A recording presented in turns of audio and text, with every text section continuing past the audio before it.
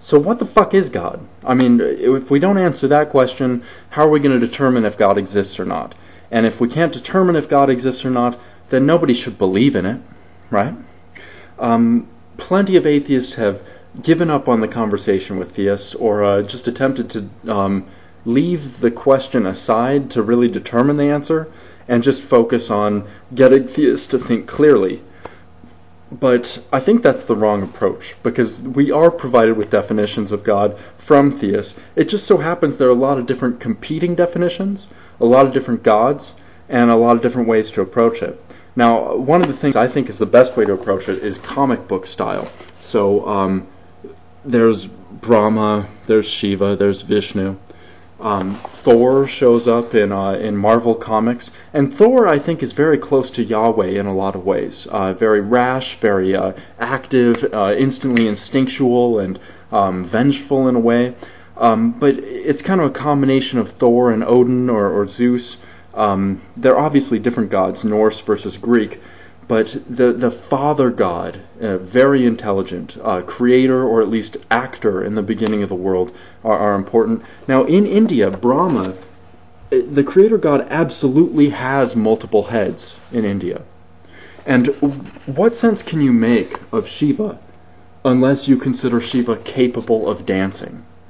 For these gods, you can have no question that they are human forms. Shiva may be different, her dance may be more bizarre, or his dance, but in the end, if he's not able to dance, then his role is meaningless, and we can't even determine it's... You do have to do a little bit of your own mental work, since theists haven't done enough mental work to reject gods, in order to give them proper definitions. But since we have the definitions from laymen, from religious leaders, and from scriptures, we can provide definitions for gods, and as we, look closer into those, you see that gods usually are rather human. They're just extra magical, much like comic book characters. Now let's talk a little bit more about this, because if you don't look at gods as doing the things that are most fundamental to their definitions, then you don't really understand religion quite well. So why do people call God the creator all the time? Because they are creationists. And creationism is very central to religion. If you don't have creationism, you don't have religion, most often. And that's been a historic fact about religion. Almost all of the past mythologies have involved creation stories. Now, what would a creator God have to do?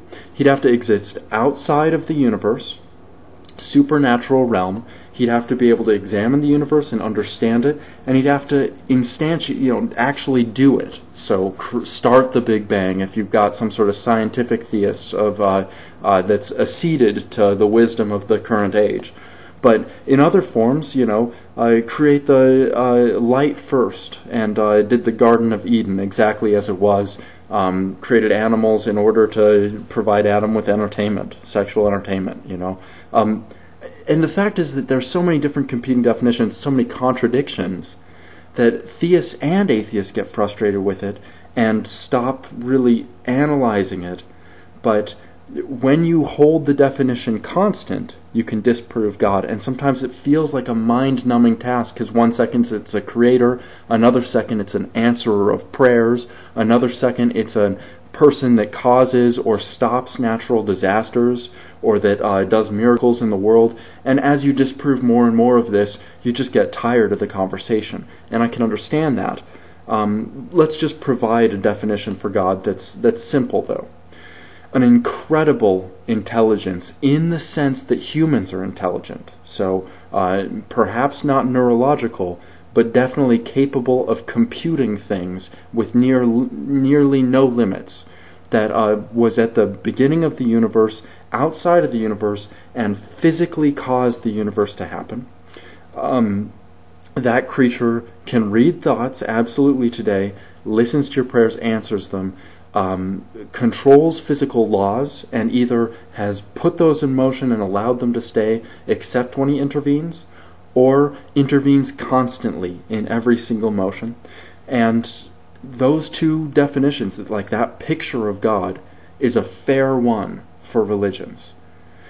And if that's not a good enough definition, I don't know what is. I mean, we're going to have to go ahead with this. I know that a lot of laymen will use definitions for other words in place of God, so love or peace.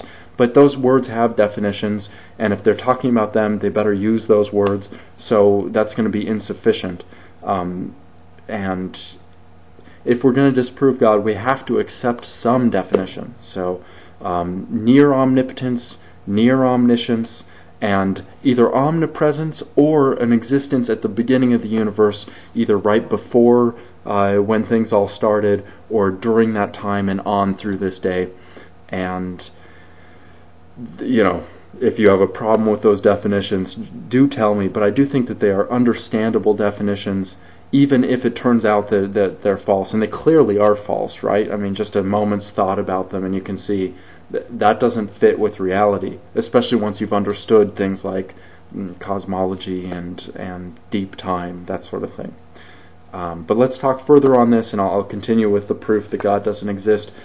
This is the definitions video, so provide your definitions of God in the comments section, and also do it for all the gods that exist. So Vishnu is the God that allows things to continue.